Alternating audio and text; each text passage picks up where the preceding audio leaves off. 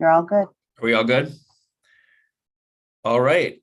Well, we can get this subcommittee on remedies meeting started. I am stepping in at least momentarily for Chair Dawson, who should be joining us as soon as she's done with her 11 o'clock court hearing. Is there anything else I need to do to call to order? I don't believe so, Mr. Chair. And we don't have. Oh, sorry. Go ahead.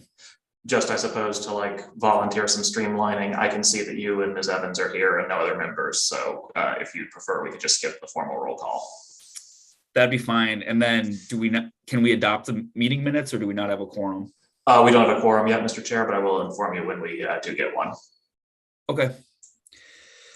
So then we've got two main topics on the agenda today. The first is to continue and hopefully wrap up our discussion on the issue of permanent disqualifications.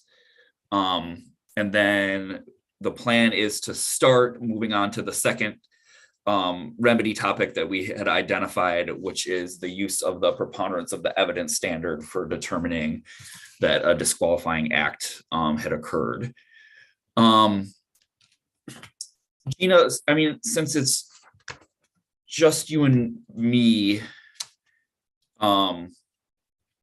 maybe we should start. We got, I saw in the notes that Chair Dawson had met with John Geffen in the chair's meeting to get an idea of what the format should be for our recommendations. Maybe it actually kind of makes sense. I had thought before the meeting started that maybe we would wait on that until Chair Dawson got here and start with the discussion of preponderance of the evidence. But I'm actually not super sure now how helpful that will be if it's just you and me. So maybe we should take the time before Chair Dawson gets here and try to just like come up with some language for those bullet points. Kind of a first draft. And then when Chair Dawson gets here, maybe we can hopefully settle on something. Does that sound like a plan to you?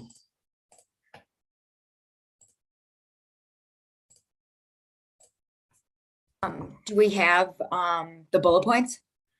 No, not really. I mean, we've got you know a list of issues on that we were working through last meeting, kind of on that.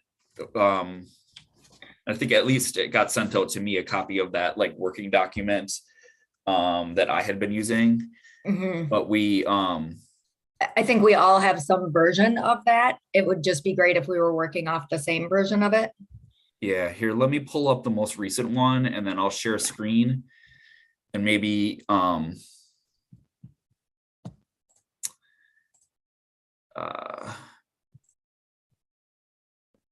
wait, that's the agenda. And maybe we can just boil it down to some actual language that we might be comfortable submitting. Perfect.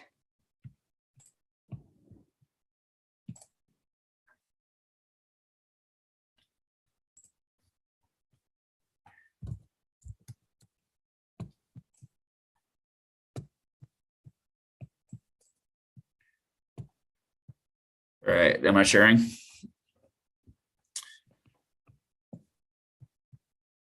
All right, so kind of what we were looking at is we had our 4 identified kind of buckets that I think, and tell me if I'm wrong on this, Gina, but I think what we were kind of thinking was that each of the bucket would actually be treated differently with respect to what crimes were permanent disqualifications for that bucket. So the Adam Walsh Act compliance, and to some extent, I think the Child Care Development Block Grant compliance bucket is going to have all of the crimes that are required by the federal government to be a disqualification in there, because it has to be to get access to that federal grant money. But then I think we were thinking about treating the other buckets separately, but I don't know that we had hammered out exactly what the disqualification lists would look like for those.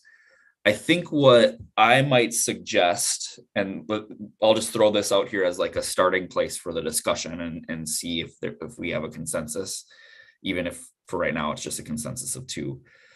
I would think that for both the alcohol and chemical dependency related positions and the family caretaker positions, the reason we had separated those out is that they are types of jobs that I think our subcommittee thinks we are less concerned about prior criminal records being a safety issue for those types of jobs.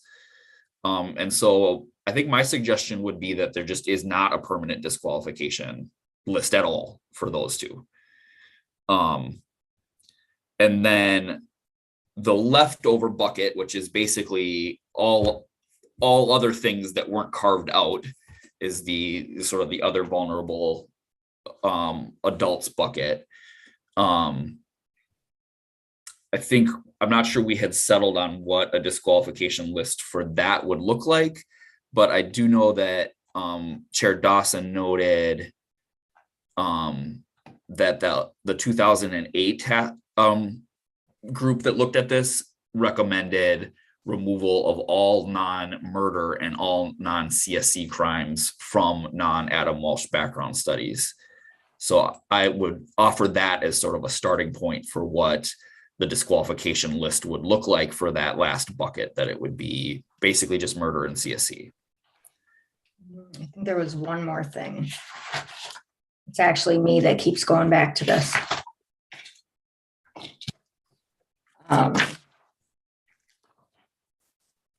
It's three things that they recommended pulling out, everything but three areas: murder, manslaughter, and CSCs. Gotcha. Yeah. So homicides and CS. Yeah. Which I think covers the Adam Walsh stuff, right? No, the Adam Walsh stuff is broader than that. Okay. That would be for things that don't have to. That would be for jobs other than CD jobs and family caretaker jobs that don't have an Adam Walsh Act compliance issue. So,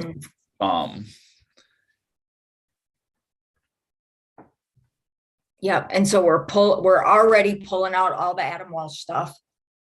And then secondarily, those that are family care and drug and alcohol positions, we would say those as well.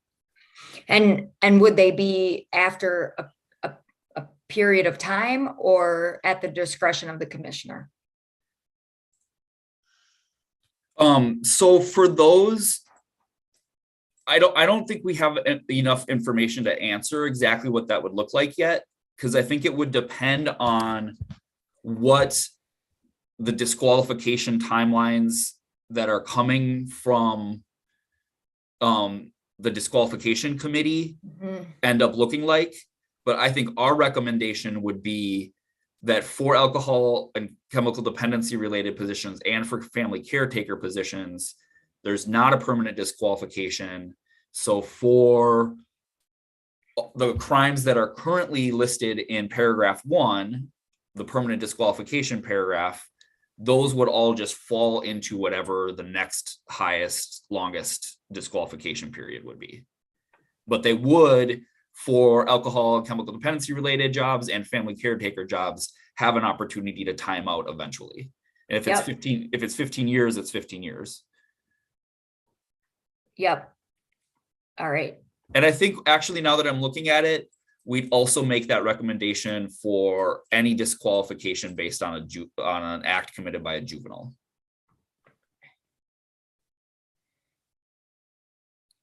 Yep. And they're talking about that in disqualifications. Okay, so we maybe, yeah, I mean, this whole topic already had a lot of overlap with disqualifications. We kind of took on this topic from the disqualification subcommittee because of how much they have to cover. Yep. But that makes sense. It goes along with this topic, right? And so, and that would make sense, right? It goes along with alcohol and drug related, family caretaker, and disqualification for juveniles. Like, we're kind of lumping these together to say, here are three exceptions, right, to this rule. Right. Except for juveniles are a little different because we're saying including the Adam Walsh ones, because the Adam Walsh ones do or don't include juveniles. Adam Walsh does not include juveniles. Yeah. And so I would say juveniles are even more an exception to the rule, because I think that group, we're saying none in there. So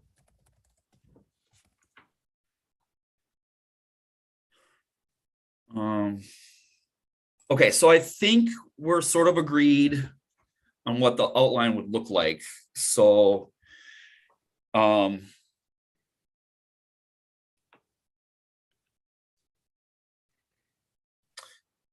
let's see if we can figure out how to make a concise list of bullet points that summarizes the recommendations.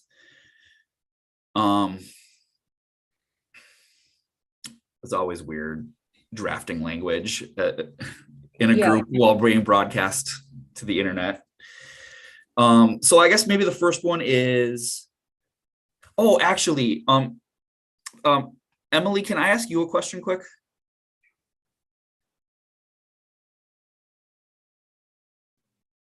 Absolutely. Are you there? Yes. Okay. Sorry, I'm having You don't have to. internet issues. That's okay, and you don't need to have your camera on. I just wasn't. Okay. I just wanted to make sure we had. So one of the things we were looking at last time and talking about is if there's much difference between Adam Walsh Act compliance and Child Care Development block grant compliance, like for any sort of given background check, are there going to be like a shared funding pool where like that position is going to get funded? We're going to want access to both pools of federal money, such that they would need to pass, both at the same time, or are they like funding sources that would go to like sort of really discrete jobs, and any given applicant would only really need to pass one? Was that something that the answer to? Just when I started looking into it, that was the overlapping studies question. So yeah, exactly. Were you wanting to know, because I've been sort of focusing, was it like the instances of when that occurs, or? Yeah, I guess, because I think what we're thinking about is the way to sort of pare down the permanent disqualification, like the number of permanent disqualifications as small as we can, would be actually to have those two buckets treated separately, so that if someone is applying to a job that is going to need Adam Walsh compliance, like, they're going to be a foster parent, for example, then all we need is for them to line up with the requirements on Adam Walsh. But since those are slightly different than the Child Care Development block grant, if that same person, that foster parent, also needs to pass a background check that's compliant with the block grant, then it kind of just makes sense to bunch those together and combine them in one bucket. But if they're completely separate, because like one is for foster parents and the other is for like preschool providers or something, and I'm just making that up, I don't really know what it's for, then like maybe they're really different, really sort of distinct sets of requirements that could be put into two separate buckets, so that someone doesn't get disqualified from Adam Walsh Act compliance because there is a block grant issue that they don't meet. Does that make sense? Chair Smith, yes. So are you wanting me to focus more on like how common it is that people have, say, two different studies, or what is the actual overlap? More, I think, what is the actual overlap? Oh, Because okay.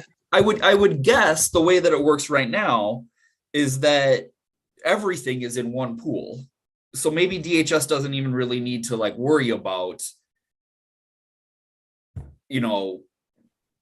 does this particular study have Adam Walsh issues or block grant issues or not? It's just the statute is written to be broad enough and would cast a wide enough net that it would catch both of them. Yeah, But if we're trying to more narrowly tailor that net, then it would just be useful to know if there's a lot of overlap in those two funding sources sort of going to the same person.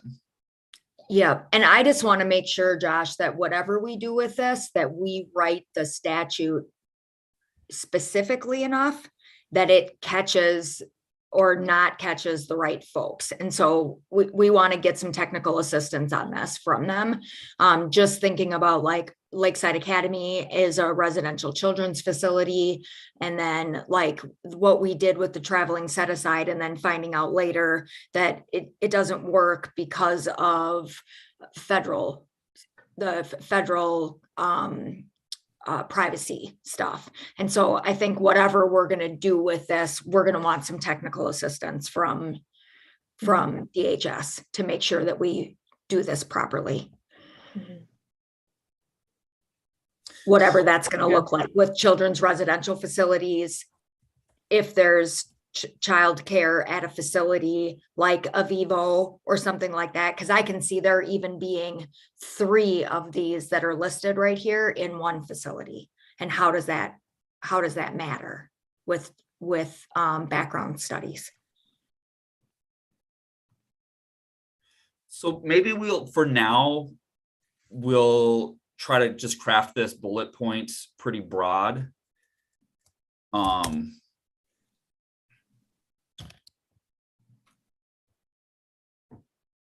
To say,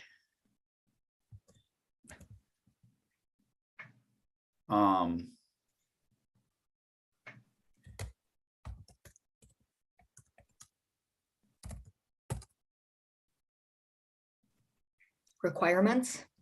background studies that need to comply with Multiple?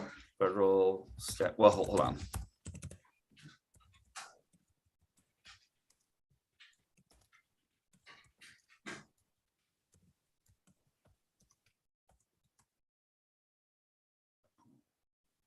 What is it called? The child care development block.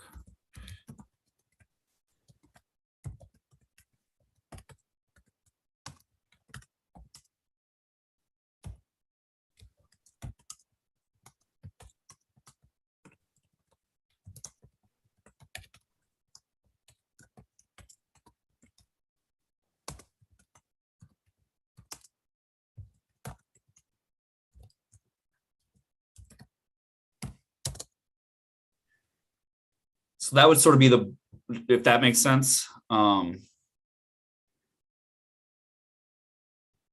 then maybe possibly combine Adam Walsh and Child Care Development Block Grant if there is enough overlap. And Mr. Chair, Ms. Williamson is now in the group, so we have a quorum. Oh, hey, Ms. Williamson, welcome. Hello. So I think the previous meeting minutes had been posted on the website. Is that right, Will? Correct, Mr. Chair. Does anybody have any additions or corrections to the previous meeting minutes?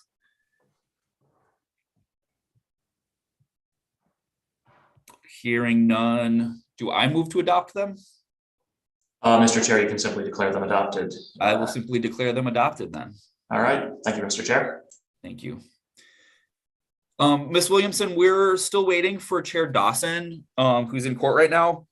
but we are trying to use our time productively to draft a list of bullet point recommendations for the main committee to consider related to the permanency issue. So that's kind of what we're doing. Okay, thank you. Okay, so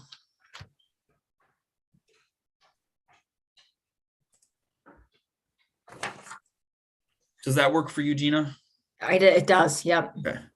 And so, and do we know the children's residential facilities?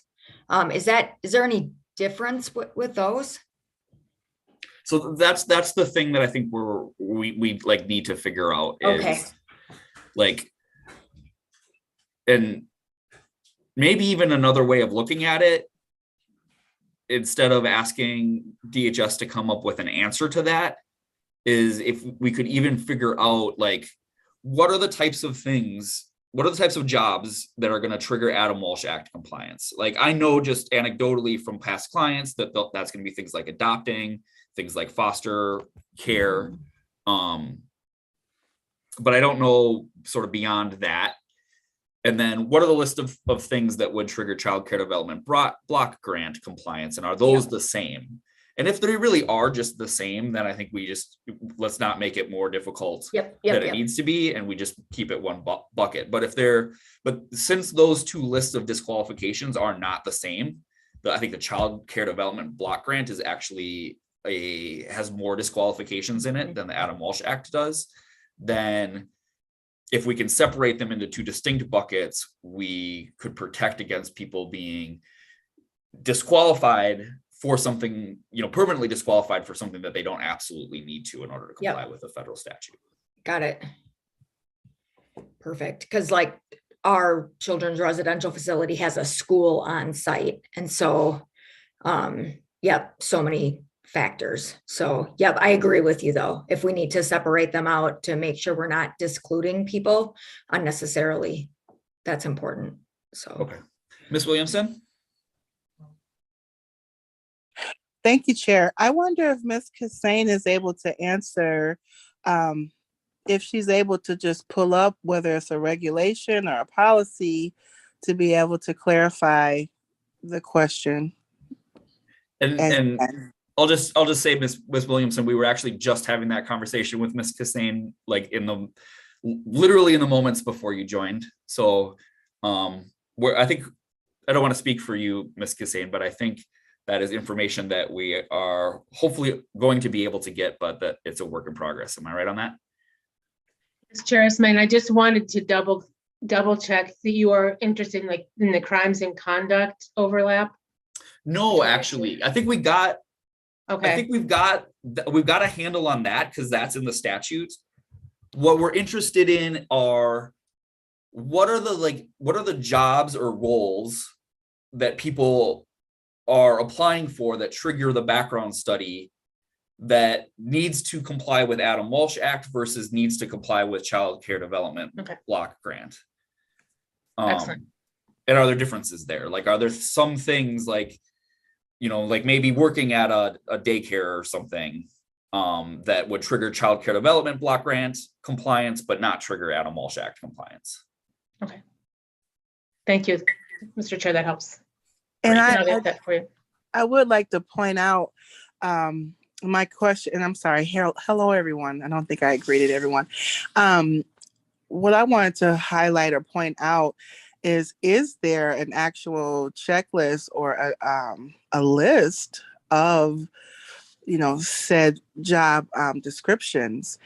And because I would think that there would be, like, how would DHS know when it's triggered or not, when someone has met the criteria for that? Is there a list? Is there a regulation that lists that? Is there a policy or procedure that lists that? I mean, that would be kind of asinine if there is not. Yeah, it would be great to know the answer to that. And this is a little bit speculation, but I wonder if maybe there isn't, because the way the statute is written right now doesn't really require that analysis, because the permanent disqualification list is already way broader than either of those two categories. So where I'm going with this point is that, first of all, that's very problematic. And that's a recommendation that we should look to list, that there is some type of a list that the department is going by, because that leaves a lot of room for bias. Yeah, I think that's right. And I do think that that's sort of what we're trying to do here, right? Because what this recommendation from bullet point 1 will end up doing is creating, if it was adopted, it would lead to statutory language that would say that DHS would need to determine when someone is applying for a position that, say, triggers Adam Walsh Act compliance. And then, so they would have to identify that, and only in those circumstances would they apply those disqualification criteria. Yeah, I don't know if we need to add language that specifies that there is a list generated, because, like I said, it's very highly problematic that they can't just pull up this particular list. Yeah. You see what I mean?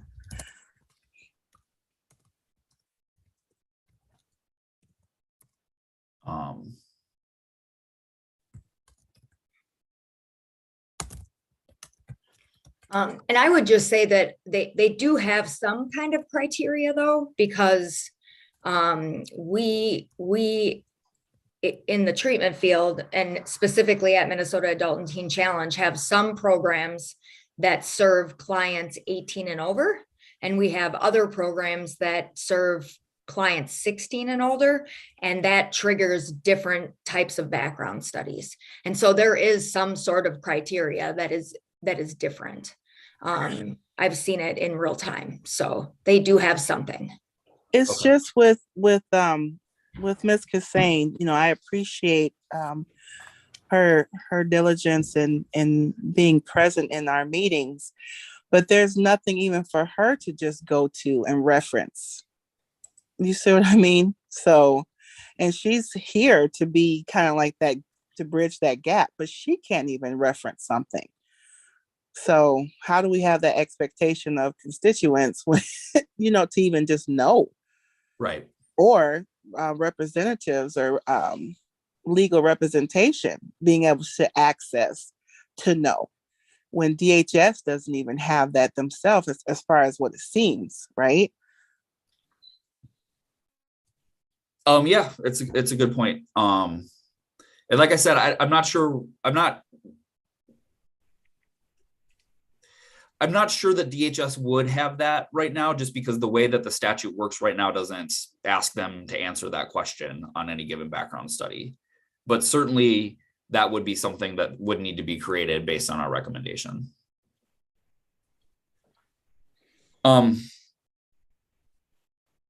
Okay, so let's move on to the second bullet point. So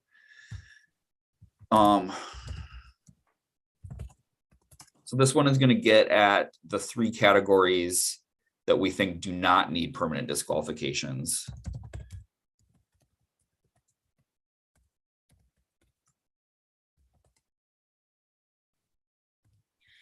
So, and it would be like sans Adam Walsh compliance, right?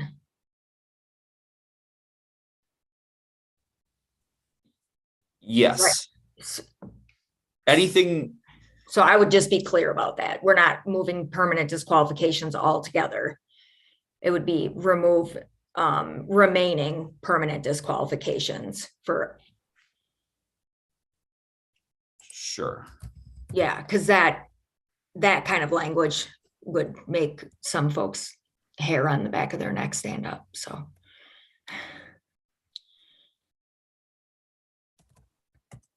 And I would just say substance use, because they don't use that. We want to use current language. Substance use disorder facilities or whatever. Positions and facilities. Yep, perfect. Vice Chair, would like mental health fall under this type of recommendation? Or would it have a separate? That's gonna be in the other bucket. Okay.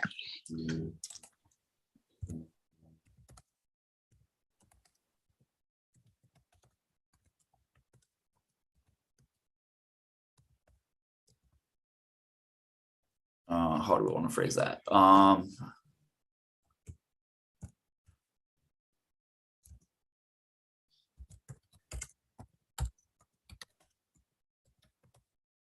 Something like that.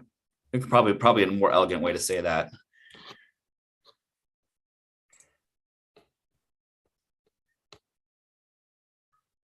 So that's our sort of other three categories that we want to just not have permanent disqualifications for. And then Excuse me, Mr. Chair. So family caretaker, would that include like kinship? Yep. yeah, so there's Would it need to be specified? it probably needs to be specified, but I don't know that we need to specify it for the purpose of making this recommendation to the main committee. Yeah. But just so we're all clear on the same page, the main thing that we're talking about here are positions where family members apply to get funding from DHS to serve as like a PCA for, their elderly parent or their disabled child, or, there's different circumstances where that would come into play. But it's, and we've identified it as a bucket to treat differently, because regardless of whether that funding is approved by DHS, like regardless of whether the person passes the background check, they're still, because they're family, going to have the same amount of access to that person. Not to mention that because we're their family, I think we have, reasonable basis to believe that there's less risk there. Which isn't to say that family members don't sometimes commit crimes against each other, but the combination of those two factors, the no difference in access and less risk, I think justifies not having any permanent disqualifications for those types of positions. Well, another point to note, not that it necessarily needs to be added here, but with family caretakers or even with kinship, as far as funding, they're more times than not paid significantly less than a stranger would. Sure. And the other thing about that is like they're taking care of them anyways. Yeah. Sometimes they're just not getting paid at all because they don't pass these background checks. And that's like unacceptable. And so I think making it easier instead of harder for them to get reimbursed for the care that they're providing is important. So I don't know if the funding verbiage would be added here, or if there is going to be a separate point regarding kinship and things of that nature. But yes, including something about the funding would behoove the recommendation. Yeah, this isn't the place for that. I don't think this is about background studies, not funding. Yeah, I do think that's beyond our mandate.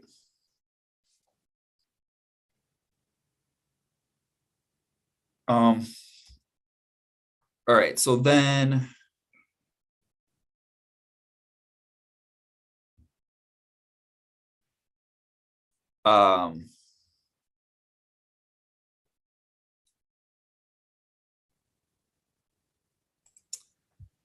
so I guess maybe for all other background studies,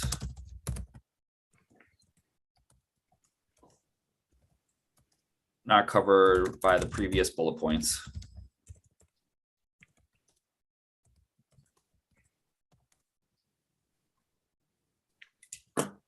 adopt the 2008 task force recommendation that permanent disqualifications limited to murder, manslaughter,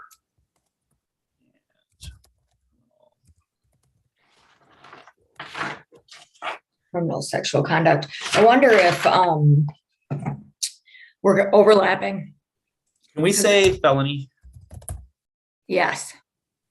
Absolutely, we should. So are we doubling up though? How if we do that, how is that different than the second one? Well, this is my shorthand for that. And maybe there's a more elegant way to state this, but this is our bucket for other Mhm. vulnerable adults. So But doesn't it kind of trump too? Like, isn't that kind of all inclusive of two? that's not how our recommendation should read. So if we're not being clear on that, we should tighten up the language. But Tell me how they're different. How is that going to land differently? so this bullet point does not apply at all if there needs to be federal law compliance, or because for that bucket, we have a bigger group of disqualifications. Mhm. It also doesn't apply at all for background studies related to substance use disorder positions in facilities, family caretaker positions, and disqualifications based on juvenile conduct, because for those, there's no permanent disqualification at all. But that still leaves everything else that we haven't carved out from the existing statute. So that's, everything in general healthcare, for example. And for those, I guess I thought we were not comfortable removing permanent disqualifications altogether. If we wanted to talk about that, we could. But it seemed a reasonable starting place for at least for the discussion, I guess, is that for all of the other background studies, that it would be limited to what the 2008 task force recommended. Mhm. Would it, So, well, I'm just wondering with what Vice Chair is pointing out. So with the first bullet point stating federal law compliance, would it be necessary for us to differentiate state law requirements as well as administrative law requirements? I don't think so, because we're creating those state law requirements here with our recommendation. I mean, our recommendations could lead to the creation of a different set of state law requirements. What about specifying administrative law?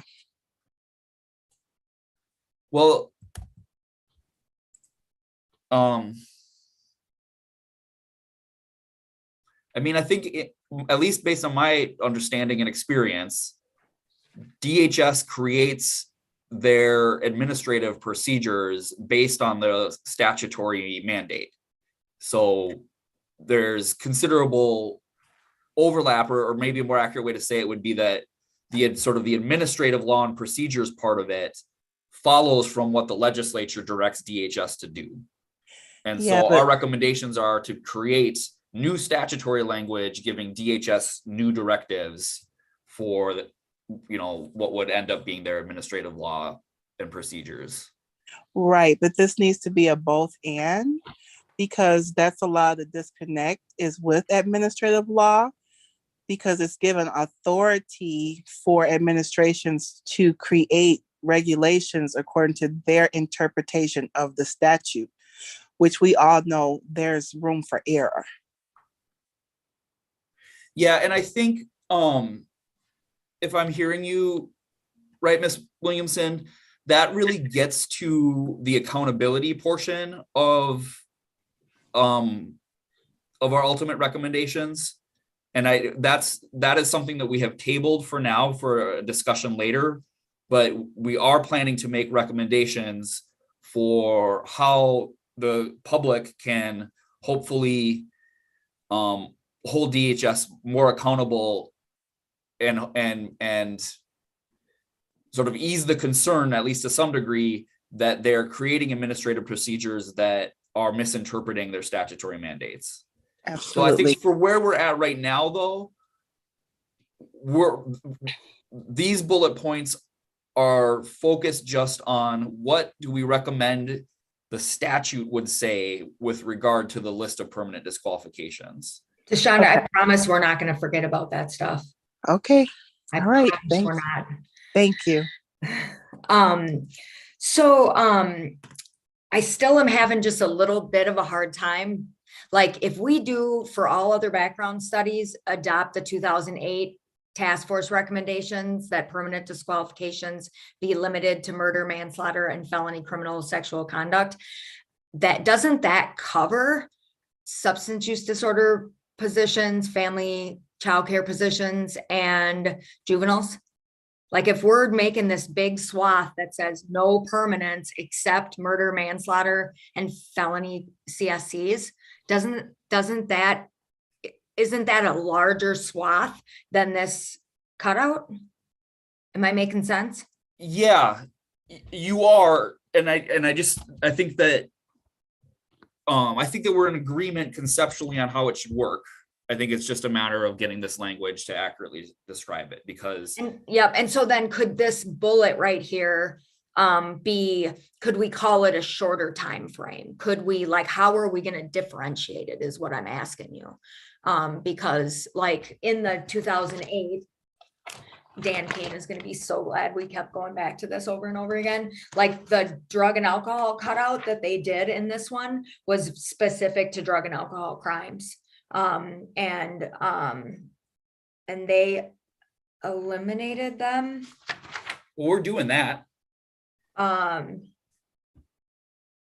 Reconsider disqualifications for drug and alcohol offenses and clarify policy as necessary is what it says.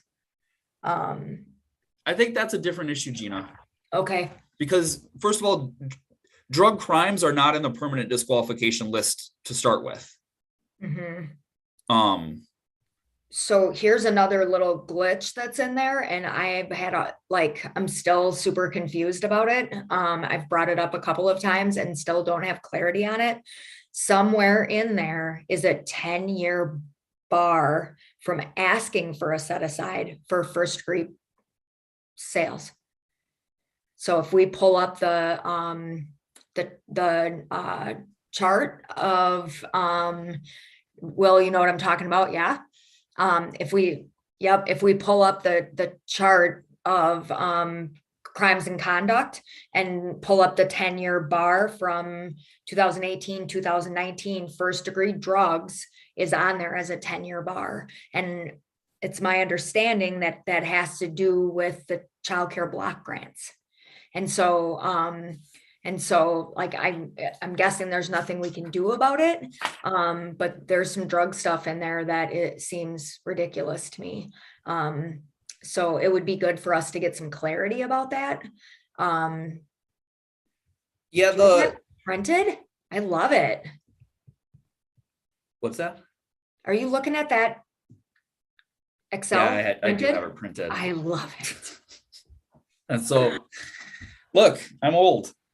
I wish I had it printed and could look at it. I have a little tiny computer. It makes it terrible. So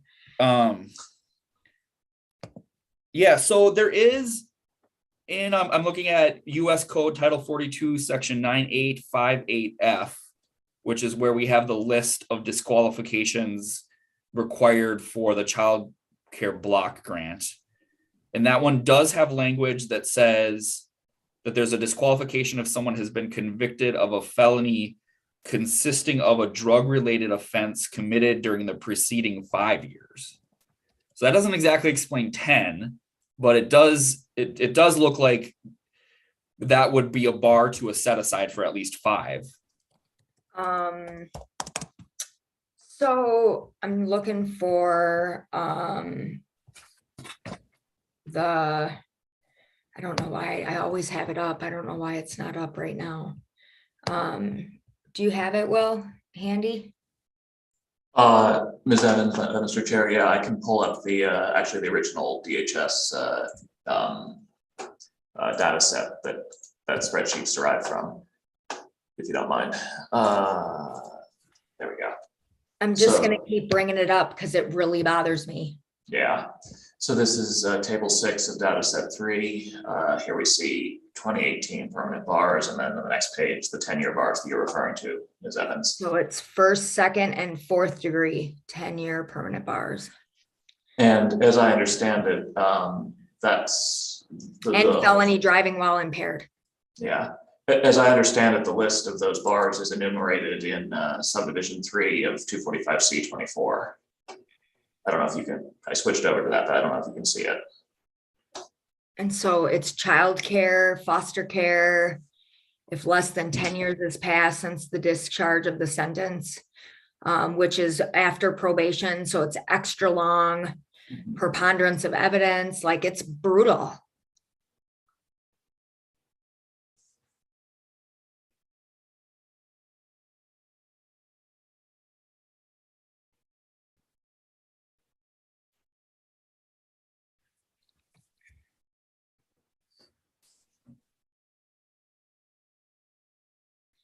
Yeah, there they are down there. Controlled substance crime in the 3rd degree, controlled substance crime in the 1st or 2nd degree.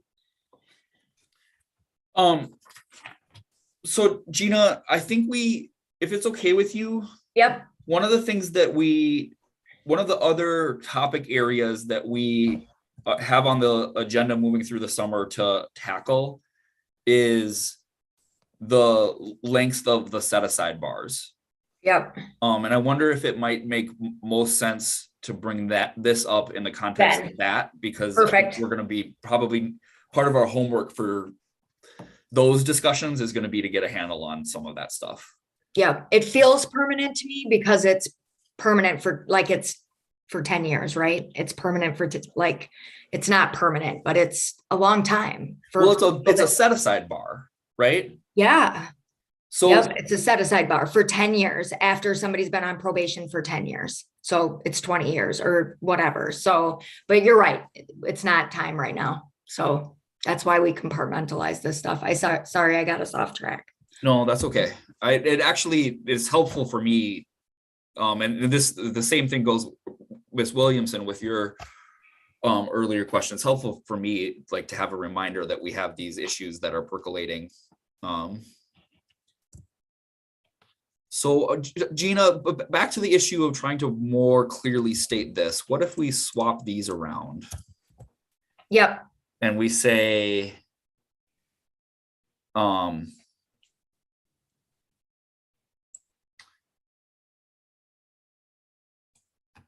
for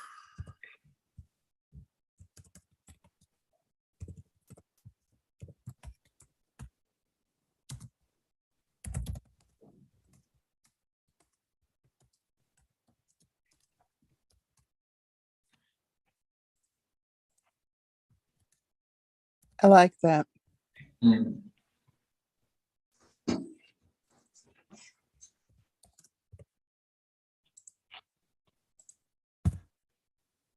So now we've got it organized so that we've got federal law compliance first, then everything else gets dropped to murder, manslaughter, and felony CSC. And then further from that, we remove permanent disqualifications. Maybe I even put this word back in there. I know you didn't like it before, but I think it helps clarify. Altogether for substance use disorder, family caretaker, and conduct based on the juvenile. How does that read? Yeah, I like that you put that do not need federal law compliance, because then yes, it covers everything else. So yeah, that was a good play. Okay. And then there were a couple other issues looking at the notes here.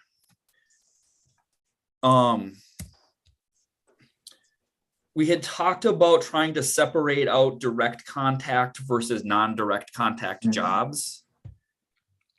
So, but I don't know that we have a good sense of whether that's possible. it would be great even if we could talk about like a waiver of some sort for non-direct care jobs. And I don't know what that would look like. It sounded like somebody got legislative approval for it. I wish I could remember who it was that I talked to. But if that would be possible to have for housekeeping and maintenance and, you know, people within the organizations that don't have that. I don't know what Kitchen- that would look like. Kitchen staff. Yep. Housekeeping, maintenance, kitchen staff. Like we have tons of those positions that, I mean, they see the clients, but they're not ever alone with them or like doing therapy or any of that stuff. They don't have access to their files. And so what could that look like for lots of provider types? So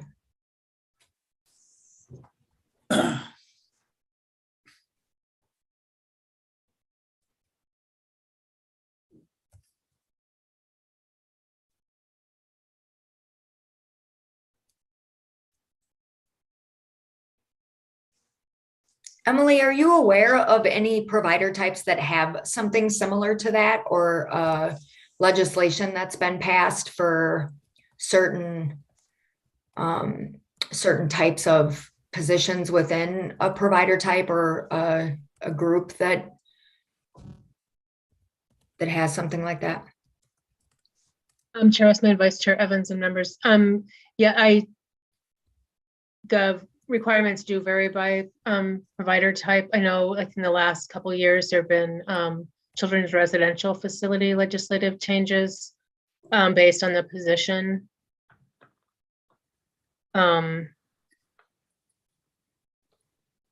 They will require, if someone is disqualified, to be removed from employment.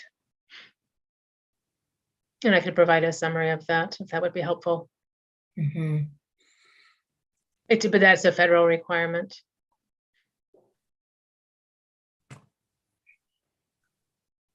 I'm sorry, Emily. Could you just restate that? I was distracted by my typing and I don't think I fully understood. So for children's residential facilities, there's been a change in the last couple of years for federal compliance. That it's employees, if they're disqualified, need to be removed from employment.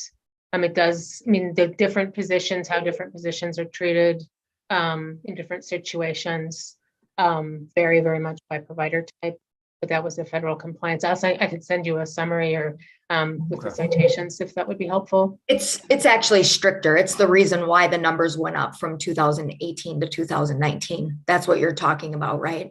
Partially, this is more the changes in the last 2 years. There were some in the 2020 session and 2021 that are just for looking at the children's residential facilities and different staff.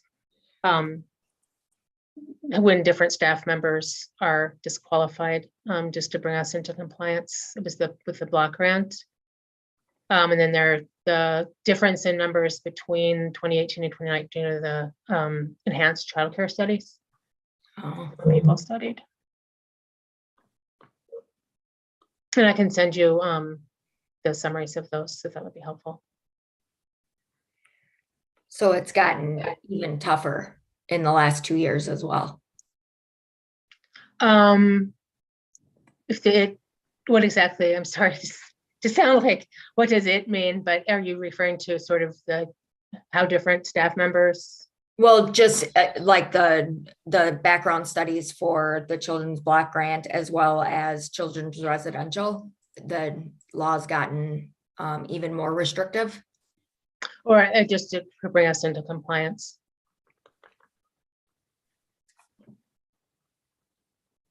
That's been sort of a focus in the last few years, but I'm happy to send you a summary of those changes. Yeah, I think that'd be helpful to look at. What do we think about this language here, though? My concern here is that it is I don't think right now DHS is asked to really make a determination about that level of access that people have to, or that like an employee would have to vulnerable people. You know, I think at least at this stage in the process where they are determining whether there's a disqualification or not, they're just responding to a request that the employer gave to DHS. The employer says, we think we need a background study for this. DHS just does it. And then, you know, if there's a permanent disqualifying crime, then it's a permanent disqualifying crime. Where DHS currently has more discretion to look into the level of access that an employee would have to vulnerable people is actually in the set aside process. That's one of the criteria within the set aside that DHS can consider at that point. So on some level, I think I anticipate that we are going to recommend removing the permanent set aside bar altogether, other than when it needs to be there for Adam Walsh Act compliance.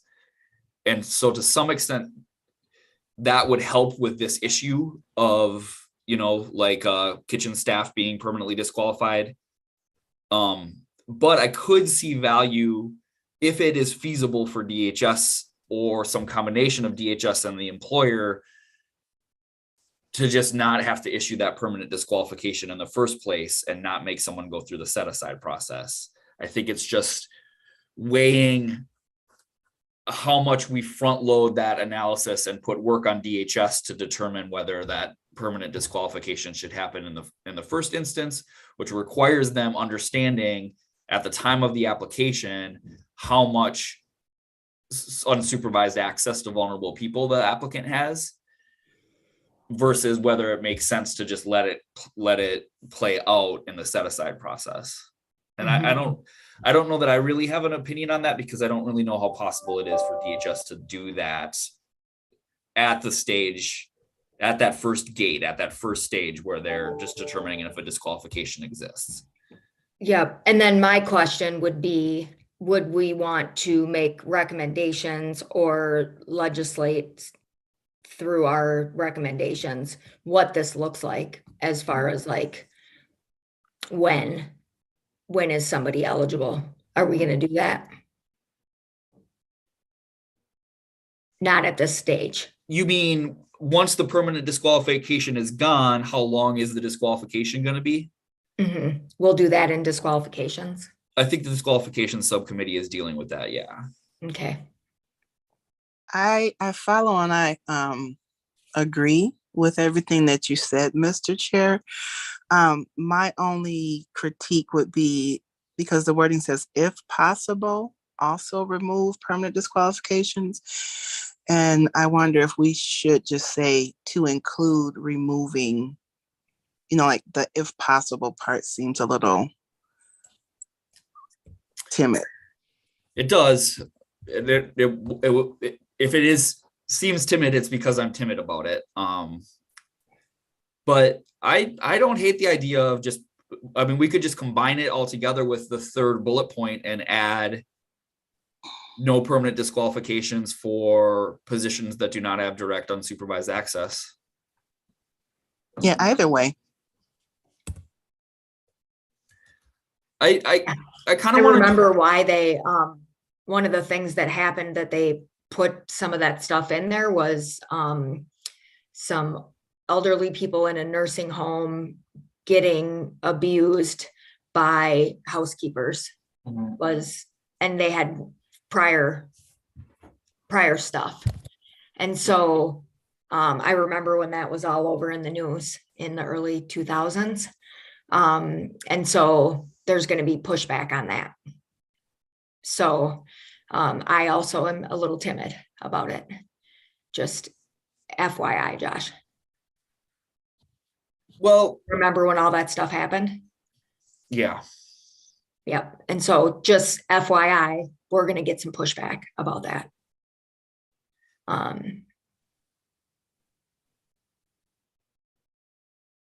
There's a lot of historical context on both sides of the spectrum where you have, you know, bad apples in regards to that, this is about, I mean, because with what this recommendation is saying, that, you know, whether it's on the front end or the back end, it's about being able to give employers a little more discretion. You know, if they are hiring housekeepers that are abusing the residents or what have you, you know, there's accountability that must go forward. But just having a blanket out there because of a few cases here and there is still problematic and unconstitutional.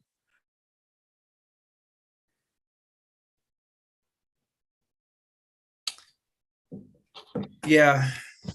I have a meeting at noon with my boss that I can't miss once a month, and this is that day of the month. And so this has been a great conversation. And I have to jump off. So Okay. sorry about that, everybody. That is okay. Bye. Have a good one. Bye. So So it I sounds- think, Well, I was going to say, since we don't have quorum now, this is a great start. So we probably could move to, because I do have I don't have to leave right this moment, but I will have to leave soon here. okay. Can I, Ms. Williamson, can I just, the last topic on the agenda, and I agree, I think this is a good place. I think we've got sort of a draft of the bullet points that encompass the work we've done the last 3 meetings on this permanency disqualification list. So good job. We're doing it, people. Go ahead, Will. Mr. Chair, Chair Dawson is actually with us now. Oh, okay. Hello. I will, because you guys have been doing this, I'm just keep going. Okay. So, Chair Dawson, Miss Evans just had to leave to go to a staff meeting that she has. And so I think we were actually maybe getting kind of close to wrap up, because I think Miss Williamson said she only has a few more minutes too. But we were able to put together some draft bullet points, hopefully following what Chair Geffen was looking for, that encompass the work we've done the last few weeks on the permanency disqualification lists. So take a look at those. And I was just going to suggest that real quick before Ms. Williamson leaves, we do sort of a quick temperature check to see kind of where everyone's at on the preponderance of the evidence issue, to sort of cue, you know, to jumpstart that discussion. Well, the preponderance of evidence is definitely a hot topic for me, because I could have been one with the tenure bar off of something that was totally hearsay and frivolous, fictitious, slanderous. Pick one. So I think I'm going to be with you, Ms. Williamson, on that my policy preference would be not to use preponderance of the evidence as a standard to disqualify people. I think Will did a really good job doing a survey of some of our neighbor states and some other states. And it seems like we are an outlier, that as far as we've been able to identify, we're the only state that disqualifies people for something that did not even lead to a conviction. And so that's where I'm going to be. And I just kind of, is that where you're at, Ms. Williamson? Yes, Am I reading you right? Yes, we're definitely an outlier in the wrong direction. Yeah. Yeah. Politically correct to say unique. The other thing I wanted to make mention too with that is, oh shoot, I just lost my train of thought. I get emotional about this. This is very, very triggering. This particular topic. What was I going to say? You started talking about outliers, and then, you know, here I'm part of data. So I'm looking into all this discrete and continuous and part of this quantitative shift that we're in. So when you said outlier, I went right to data analysis. So, shoot, what was I about to say? Just give me a moment here. It's Monday. It's okay. That part. I wonder, well, actually, I'll just let you think. I got it. It came back. Yeah. So specifying with the preponderance of evidence, POE, that is in direct violation of a person's civil right to due process. So somewhere in there, we need to have that verbiage. Well, and I think just sort of with both of you, I definitely agree that the preponderance of the evidence is, like you said, an outlier. I also, I understand from the presentation that we got from the council at DHS that they're really only at this point in time, considering preponderance of the evidence where there was a charge. But as of right now, that's simply a policy. Technically, the statute does not require that. And then on top of that, I also, just as somebody who does criminal defense, I mean, I just was in court last week where the prosecutor dismissed and noted that she was dismissing because the likelihood of success at trial, there was no likelihood of success at trial, but yet my client was still charged. And so theoretically, that would have been a grounds for a disqualification. And I just, especially when I also look at the number that come from those like misdemeanor, I think the two higher ones were misdemeanor thefts and misdemeanor domestic assault, where there's often continuances for dismissal that may be available. There's a variety of reasons that defendants choose, for example, a continuance for dismissal that doesn't actually go in the way of guilt. It might, there's a variety of reasons why people do it. And so I think that preponderance of the evidence is problematic and not really understanding of how the criminal justice system actually works. Well, I think to your point, we need to kind of specify like 3 categories, if you will, because you have those who have committed a crime, right? Then you have those, in my case, who had never been charged anything. And then you also have those, what we recently found out, who are listed under admittance, where they've done what was required for it to be dismissed, but yet because they admitted to it, they qualify for this bar. So I think that will be an interesting conversation where you've got, for example, a straight outright prosecutorial dismissal, a continuance for dismissal, versus, let's say, a stay of adjudication where somebody did actually admit to the conduct. I think to me, that's an interesting point for conversation, because I could see people viewing those differently when there is that admission. I still think that makes Minnesota an outlier, because Minnesota really only looked, or other, like, for example, federal only looks at convictions, and with a stay, you're not convicted. I'm just saying for the purposes of our conversation, I do think that that's an interesting conversation to have. Maybe we can, I think I agree the stay of adjudication is going to be an interesting one. Maybe we can actually like bullet point that as to be a place to spend a little bit of particular time on. I also wonder,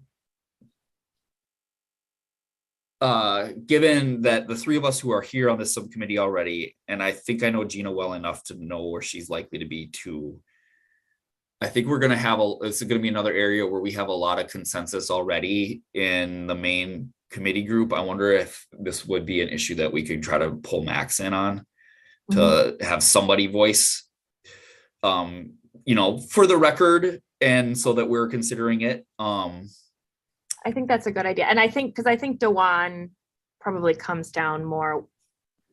I think so too. In line with what we just talked about. yeah, well, and I think to a good place to start, I agree and concur, but I wonder if a good place to start, just for getting a basis for our language with the recommendation, is starting with those who have not been charged. That preponderance of evidence is not a basis for making decisions. Like that, it should not, those two should not go together. If a person's never been charged anything. there needs to be a different type of review process. Well, if they've never been charged, Yeah, I think that doesn't go far enough for me. yeah, I feel like then it's not open for review, period. Yeah, well, that just goes back to why I said it's a direct violation of a person's civil right to due process. And the only thing, well, and I think we'd have to look at would be how the maltreatments play into this, because I think for the maltreatments, it does have to be serious and reoccurring, but maltreatments are a basis for a disqualification. So those are cases where there may never be a charge, but DHS, or not DHS, but the local agency has made that determination. So I think all very good bullet points for conversations, to start off next time for sure. Here, I'm just gonna put, this is just kind of the working document we've Got been.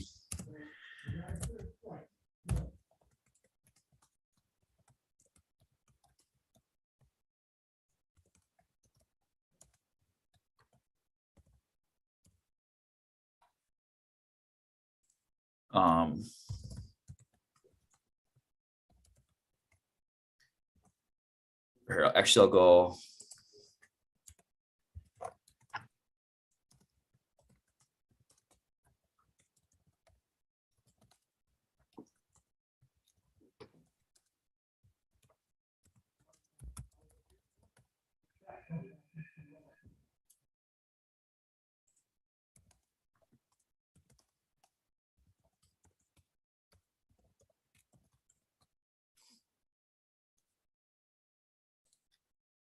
I know how to spell that. My fingers just don't do it.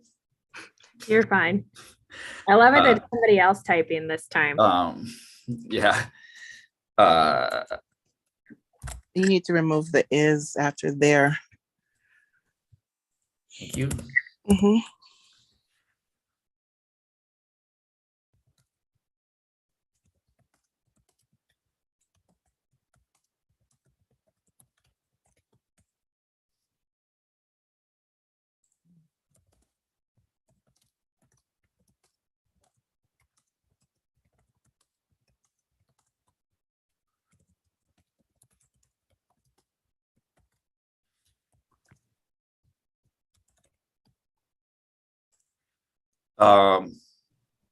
And then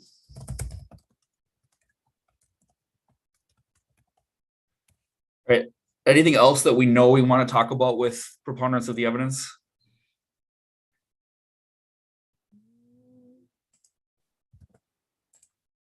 I don't think so. Okay. I mean, What we just- I would just say, I mean, I know it's a little direct or assertive, but just the violation of civil rights.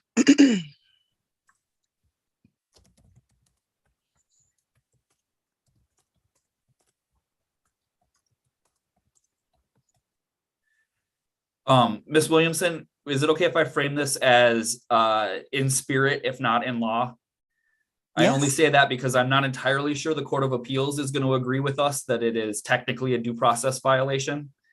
But I'm with you that I think it fails to rise to the aspirations of the Constitution for sure. Yes, and that's something that we could even look at, being part of the recommendations. Because that goes into a whole nother. Well, because I think the Court of Appeals, especially for POEs, has specifically concluded that it's not, because people are still entitled to a hearing if it's a POE.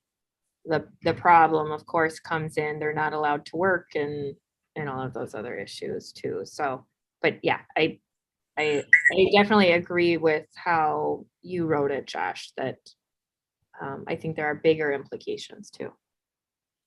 Mm-hmm. Especially since the Court of Appeals is just basically determining whether the evidence, well, not necessarily the evidence, but whether their determination,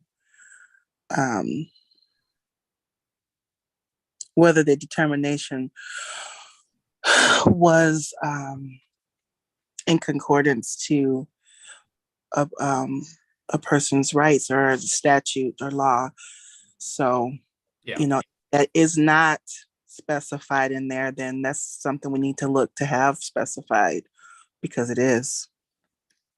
Yeah, I mean, I think my general understanding is that there have been some attempts to appeal disqualifications by citing to due process in the Constitution to say that this entire system is unconstitutional, and the Court of Appeals has ruled in favor of the existing statutory scheme and found that the process that is in place is enough to meet the due process clause. But I think all of us are in agreement that there to be something that is fair and that meets the aspirations of the Constitution, that there needs to be a better process here that's more protective of people. And it's just on us to create that statutory scheme since the courts have already looked at it. Well, and I think that's where the courts would also typically say that's for the legislature. And that's why we're here. Whole separation of powers. Which is so problematic that there isn't a separation of powers or a checks and balance when it comes to administrative law. They're highly problematic. Well, Agency- except for that, the legislature sits on top of the administration. So the legislature can always come in with statute and tell the administration to do something differently, which is kind of what we're tasked with doing. Right. But that's more of a retroactive, proactively, sure, just yeah. making sure that regulations are created. They're supposed to clarify statutes for constituents, not be unique in regards to how they're executing, or excuse me, how they're enforcing, how they're creating, enforcing, and then judging. You know, they're being the enforcer, the lawmaker, and the judge.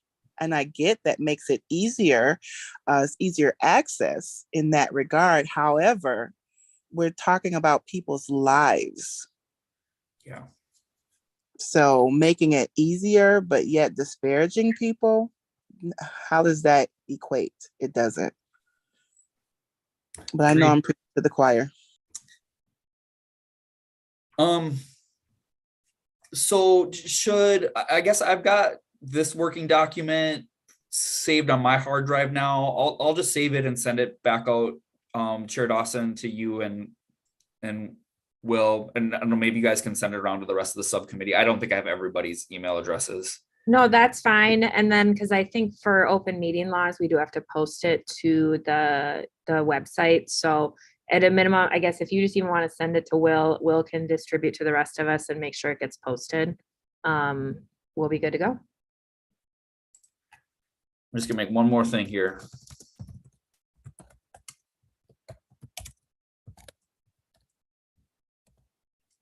Perfect. All right, should we call it?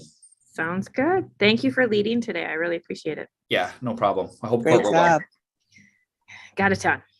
Good.